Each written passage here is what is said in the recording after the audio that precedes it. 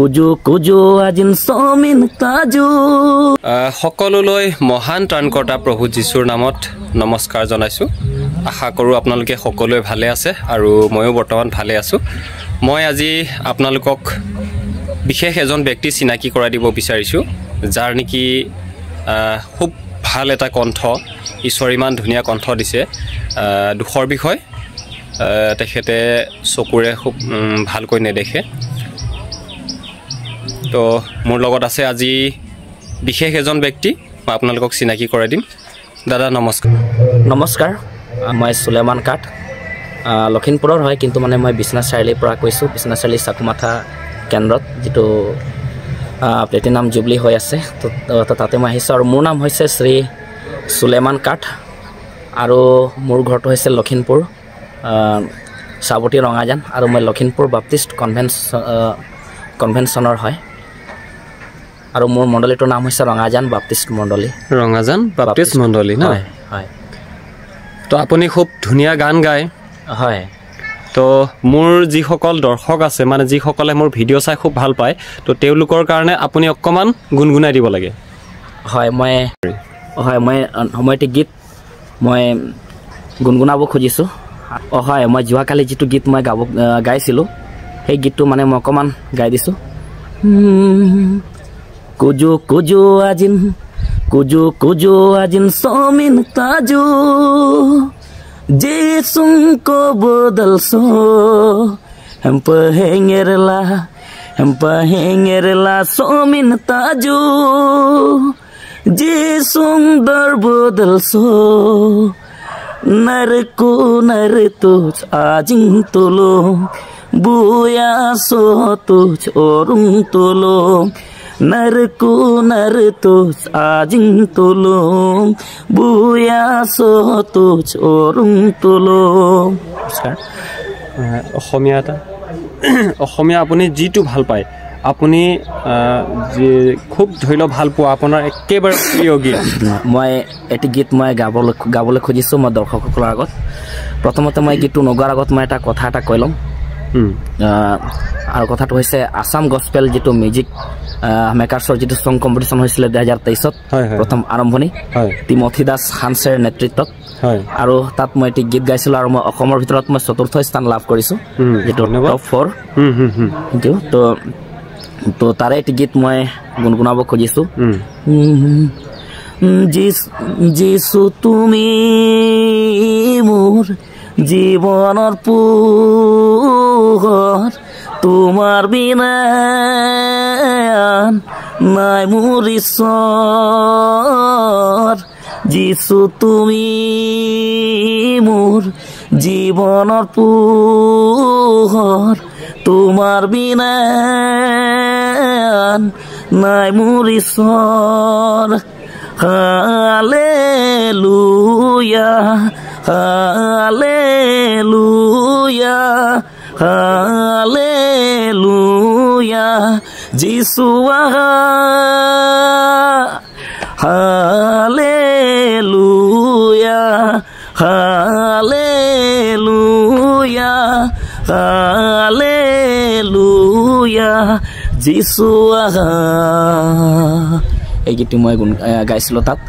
আৰু যিহেতুকে এতিয়া আপোনালোকে মোৰ যেতিয়া মাতটো শুনিব, মোৰ মাতটো বহি আছে বাৰু, চৰ্দিকা এনেকৈ হৈ আছে, একো নাই, ঈশ্বৰৰ নামত চৰ্দিকা হ'লেও গান গালেও একো নাই। তো ঠিক আছে, ধন্যবাদ। আপোনাক অলপ আমনি দিলোঁ। নাই নাই, একো নাই একো নাই। খুব ভাল লাগিল আপোনাৰ কণ্ঠ শুনি, ইমান ধুনীয়া ঈশ্বৰে আপোনাক কণ্ঠ দিছে। আৰু মোৰ যিসকল দৰ্শকবৃন্দ আছে, মই আপোনালোকলৈ এটাই অনুৰোধ, দাদাই সম্পূৰ্ণ চকুৰে নেদেখে, তো সেয়েহে দাদাৰ কাৰণে আপোনালোকে প্ৰাৰ্থনা কৰিব, যাতে ঈশ্বৰে আশীৰ্বাদ কৰে। তেওঁ ইমান ধুনীয়া এটা গান গায়, তো সেই গানৰ যোগেদিয়ে যাতে ঈশ্বৰৰ প্ৰচাৰ হয় ন। হয়, মই লগতে মোৰ ফালৰ পৰা আৰু এটি লাষ্ট গীতৰ কলি এটা গাম। হয়, আৰু সেইটো হৈছে কাৰ্বি গীত। কিন্তু তাৰ আগত মই আপোনালোকক মানে মই আপোনালোকে দীপক বসুমতাৰী চেনেলত আহিবলৈ পাই মই সঁচাকৈ মই এটা সুখী হৈছোঁ, আৰু তেওঁকো মই ধন্যবাদ জনাইছোঁ। আৰু আপোনালোকে যিহেতুকে গম পাইছে মই এজন দৃষ্টিহীন ব্যক্তি, তো গতিকে মানে মই সঁচাকৈ আপোনালোকক জনাবলৈ পাই মই সুখী হৈছোঁ। মই যেটা আমাৰ হেলেম চাপৰি যিটো কাৰ্বি বাপ্তিষ্ট বুলি এটা ফেলোশ্বিপ আছে তাত মই মিউজিকৰ পৰিচালনা হিচাপে মই তাত ঈশ্বৰৰ পৰিচৰ্যা কৰি আছো তাত গান শিকাবৰ কাৰণে আৰু তাত যিটো প্ৰেম ফেলোশ্বিপ বুলি এটা গ্ৰুপ আছে আচ্ছা তো সেই প্ৰেম ফেলোশ্বিপ গ্ৰুপত যিটো যিসকল বালিজান বুলি এটা ৰেঞ্চ আছে অৰুণাচলত সেই বালিজান ৰেঞ্চৰ 9টা মণ্ডলীৰ পাষ্টৰসকলে মোক তাত ৰাখিছে আচ্ছা তাত আপোনাৰ তাত মানে পৰিচৰ্যা আগবঢ়াই আছো ভাই ভনীসকলক পৰিচালনা কৰাৰ লগতে তেওঁলোকক গানেৰে উৎসাহ দিয়া আৰু লগতে মই তাত পৰিচৰ্যা কৰি আছো আৰু আপোনালোকে মোৰ কাৰণে প্ৰাৰ্থনাত থাকিব আৰু যেটুকা মানে মই মানে বহুত চাকৰি বাকৰিৰ কাৰণে বা বহুত কাৰণে মই চেষ্টা কৰিলোঁ কিন্তু মানে কিবা এটা কৰিব পাৰিম বুলি কিন্তু মানে মই নোৱাৰিলে কাৰণে মই ঈশ্বৰৰ কাম কৰিম বুলি মই নিজকে মই সমৰ্পণ কৰিলোঁ আৰু গীতৰ দ্বাৰাই আৰু মোৰ এটা ইউটিউব চেনেল আছে সুলেমান কাৰ্ড অফিচিয়েল তো মই 2টা গীত গাব লাগিব তো এইকেইদিনৰ আগত এটা মুণ্ডা গীত ৰিলিজ হৈছে মই মুণ্ডা গীতটো গাই দিছোঁ তাৰপিছত মই এটি কাৰ্বি গীত আপোনালোকক মই অকণমান গীতৰ কলি শুনাম তো মুণ্ডা গীতটো হৈছে তো যীশুৰ পুনৰুত্থান এলবামটোৰ নাম তাত মই এটা গীত গাইছোঁ উড়মুহু লাঙিছে তেৰি ডাঙেৰে উড়মুহু লাঙিছে তেৰি ডাঙেৰে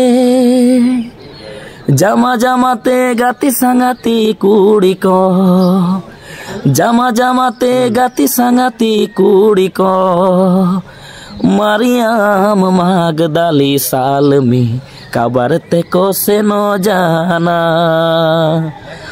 মারিয়াম মাগদালি সালমি কাবারতে কোসে ন জানা আৰু এই গীতটি মই গাইছোঁ এইটো গীতটো একচুৱেলি মানে মই বনোৱা নাই একচুৱেলি মানে এইটো চলি অহা গীত হয় তো মানে মই এই গীতটো মানে মই উলিয়াইছোঁ এই গীতটো মানে উলিয়া নাই কম 1 মাহ মান পাৰ হৈ গ'ল 4 দিনমান পাৰ হ'ব তাৰপিছত চেনেলটোৰ নাম হৈছে সুলেমান কাঠ অফিচিয়েল আপোনালোকে তাত যদি চায় তাত মোৰ মুণ্ডা গান এটা পাব আৰু তাত মই এটি গীত গাইছোঁ আৰু মোৰ তেনেকৈ বহুত গীত আছে মই এনেকৈ গাই শুনাম বুলি ক'লেতো টাইম লাগি যাব নহয় জানো তো তাকে মই এটি কাৰ্বি গীত মই আপোনালোকৰ আগত মই গাই শুনাইছোঁ ডাক পীর বীরানাম কাসম সে তংদোলাম দোসাইছে লংলে আদু খুমসি ইয়ে ফাং টিংচং নে থাং হারাজে রানাম কাসম সে রাজে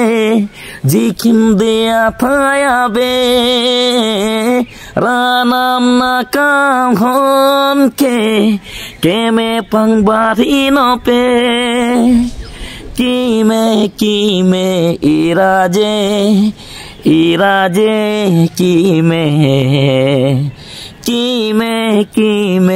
ইরাজে কি মে ধন্যবাদ থাকিল আৰু সকলোকে পুনৰবাৰ মই মোৰ ফালৰ পৰা নমস্কাৰ জনাইছোঁ আৰু সকলোৱে চেনেলটো আপোনালোকে ছাবস্ক্ৰাইব কৰিব আৰু আপোনালোকে মোক সহায় কৰিব আৰু লগতে আপোনালোকে জানে মোৰতো তেনেকৈ চাকৰি বাকৰি বা মোৰতো তেনেকৈ ইমান বা মই তেনেকৈ আৰ্থিকভাৱে তেনেকৈ ইমান হেৰি নহয় তাৰ কাৰণে মানে মই তেনেকৈ ঈশ্বৰৰে প্ৰগ্ৰাম কৰি তো চলি আছোঁ গতিকে ঈশ্বৰে মোক চলাই আছে মই চলি আছোঁ বুলি ক'লে ভুল হ'ব ঈশ্বৰে মোক চলাই আছে আৰু লগতে মানে ডিছক্ৰিপশ্যনত মোৰ নম্বৰটো মই আপোনালোকক মই দি দিব খুজিছোঁ আপোনাৰ নাম্বাৰটো কৈ দিয়ক 9101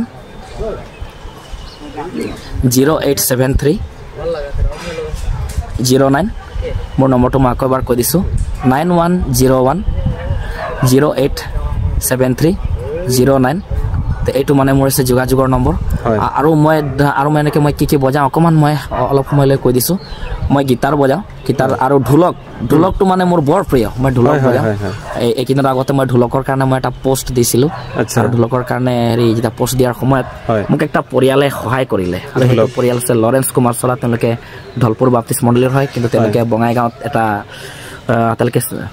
তেওঁলোকে এটা বেংকত আয়োজনীয় চিকিৎসালয়ত মানে কৰ্মৰত হিচাপে কাম কৰি আছে গতিকে তেওঁলোকে বিশেষ এটা কৰ্মৰত তেওঁলোকে জড়িত আছে তো সেই পৰিয়াল আগবঢ়াইছে আৰু মই যোৱাকালি মই যিটো গান গাইছিলোঁ গীটাৰ লৈ ইয়াতে গীৰ্জাঘৰতে আৰু সেই গীটাৰটো মোক দিছে ঢলপুৰ বাপ্তিষ্ট মণ্ডলীৰ আমাৰ এইটো শিমলগুৰি খণ্ডৰ হয় ঢলপুৰ বাপ্তিষ্ট মণ্ডলীৰ প্ৰেমনাথ হাইনাৰী তেওঁ মোক এই গীটাৰটো তেওঁ দান কৰিছে কিন্তু গীটাৰখন মানে দেখাব পাৰিলে ভাল আছিলে হ'ব একো নাই তো যিসকল ব্যক্তিয়ে দাদাক সহায় কৰিছে মোৰ ফালৰ পৰাও আপোনালোকক ধন্যবাদ জনাইছোঁ দাদাক সহায় কৰাৰ বাবে আৰু সকলোৱে যাতে দাদাক সহায় কৰক আৰু দাদাই যিটো নাম্বাৰ দিছে সেই নাম্বাৰটোৰ যোগেদি আপোনালোকৰ যিবোৰ সভা আছে এই সভাত মাতক আৰু দাদাক গান গোৱাক খুব ধুনীয়াকৈ গান গাই দাদাই আৰু দাদাক আপোনালোকে তেনেকৈ আগবঢ়াই লৈ যাওক যাতে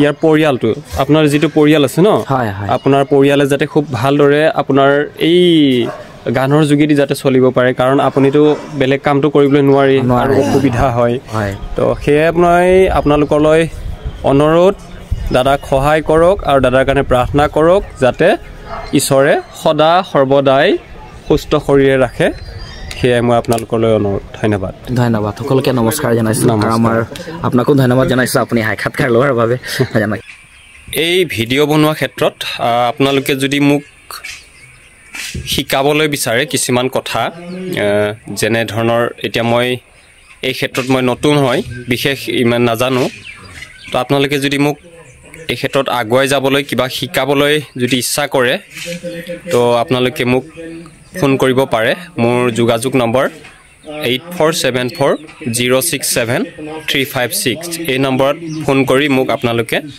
যোগাযোগ কৰিব পাৰে আৰু এই ক্ষেত্ৰত আগবাঢ়ি যাবলৈ যদি আপোনালোকে মোক শিকাবলৈ বিচাৰে তেতিয়াহ'লে আপোনালোকে শিকাব পাৰে